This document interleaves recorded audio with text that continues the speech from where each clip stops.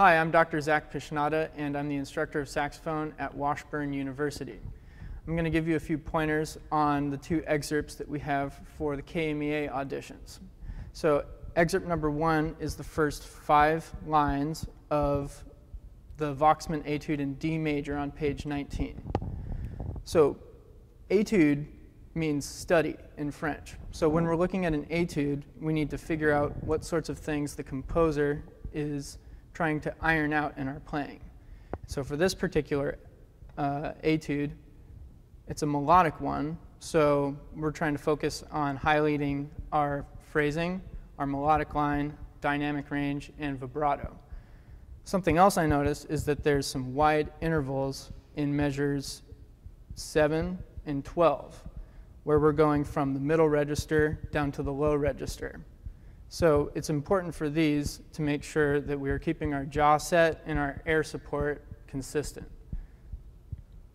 An exercise that you can use to smooth out these wide intervals in measure 7 and 12 is to start on a low C with just your air, making sure that your jaw and your air support are in the right place.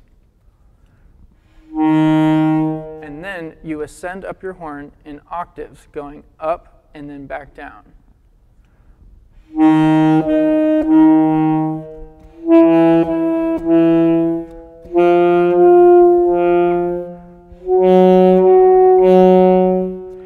And if it's not dropping down the octave right away when you let go of the octave key, then you're probably applying too much jaw pressure and also changing your airspeed from note to note.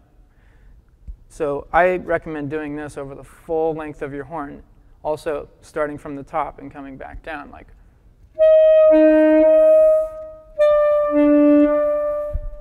You can also try different intervals like fifths, sixths, sevenths, whatever. You can get creative with it. But once you feel like you've gotten comfortable with that, apply it to measures 7 and 12.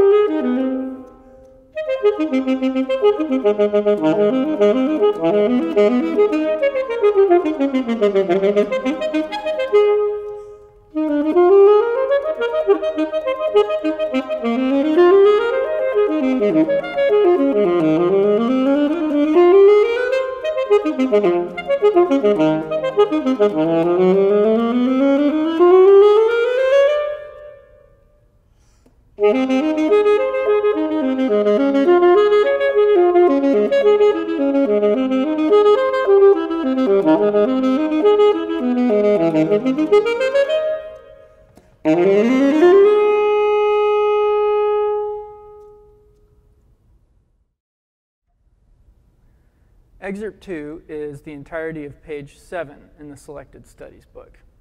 And it looks like the aspect of saxophone playing that's being studied here is articulation. So you need to make sure that you're having a good contrast between your legato articulation on the slurred pairs of notes and your staccato articulations. The tendency is to often tongue too hard when we have staccato sections, and also to tongue really inefficiently, like using too large of a motion. I noticed that a lot of students also pinch when they're doing staccatos. So an exercise that we can do to make sure that our legato and staccato tonguing are working the same way is to, again, start our note with just our air. And you can do this on any random note. And then gradually add your tongue to the reed until it stops vibrating. And you try and keep your air moving through the horn, but no vibration happening on the reed. And then you bring your tongue away. So again, starting the tone with air, slowly putting your tongue on the reed till vibration stops, and then letting it go, like this.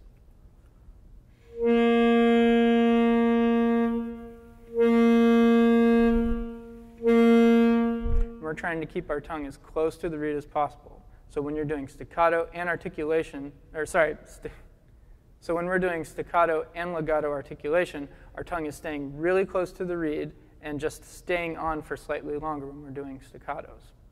So here's an example, the first few measures doing legato articulations.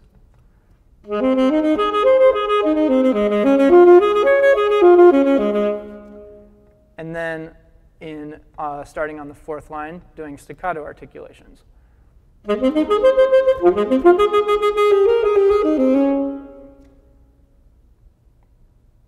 In regard to phrasing, I noticed that there are not any places to breathe, at least that are written out in the first two lines. So what we can do is think of logical places where we can get a breath to make it make sense with the music. I think that a good spot to breathe would be in the second measure after the first A that you play.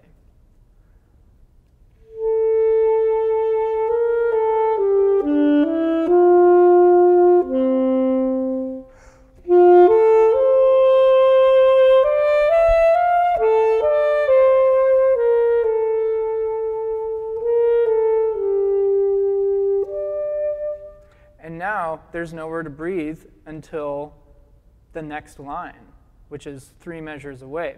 So I think that after this B is also a really good place to breathe, even though there's no breath mark written in here, because it sets us up for the next 2 crescendos that happen over the next 2 measures, gives us plenty of breath support to end in that third line. So I'll show you how that would go.